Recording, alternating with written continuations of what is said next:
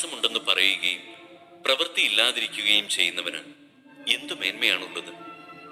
ഈ വിശ്വാസത്തിന് അവനെ രക്ഷിക്കാൻ കഴിയുമോ? ഒരു സഹോദരനോ സഹോദരിയോ ആവശ്യത്തിന് വസ്ത്രമോ ഭക്ഷണമോ ഇല്ലാതെ കഴിയുമ്പോൾ നിങ്ങളിൽ ആരെങ്കിലും ശരീരത്തിന് ആവശ്യമായത് അവർക്ക് കൊടുക്കാതെ സമാധാനത്തിൽ പോവുക, തീ കായുക, വിശപ്പടക്കുക എന്നൊക്കെ അവരോട് പറയുന്നെങ്കിൽ അതുകൊണ്ട് എന്തു പ്രയോജനം? പ്രവൃത്തികൾ കൂടാതെയുള്ള വിശ്വാസം അതിൽ തന്നെ നിർജീവമാണ്.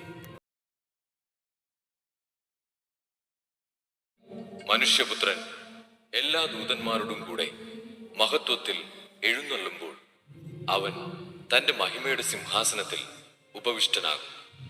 അവന്റെ മുമ്പിൽ എല്ലാ ജനതകളും ഒരുമിച്ച് കൂട്ടപ്പെടും. ഇടയൻ ചെമ്മരിയാടുകളെ കോലാടുകളിൽ നിന്ന് വേർതിരിക്കുന്നത് പോലെ അവൻ അവരെ തമ്മിൽ വേർതിരിക്കും.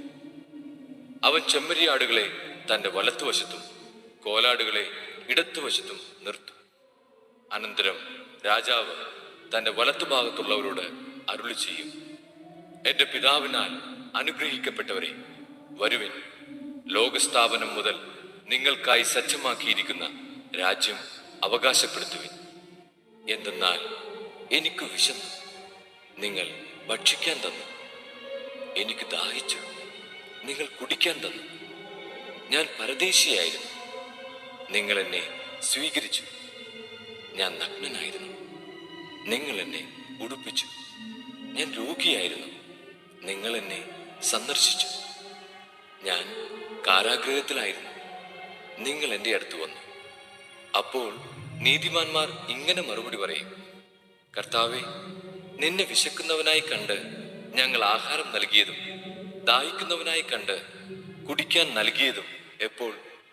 നിന്നെ പരദേശിയായി കണ്ട് സ്വീകരിച്ചതും നഗ്നനായി കണ്ട് ഉടുപ്പിച്ചതും എപ്പോൾ? നിന്നെ ഞങ്ങൾ രോഗാവസ്ഥയിലോ കാരാഗൃഹത്തിലോ കണ്ട് സന്ദർശിച്ചത് എപ്പോൾ?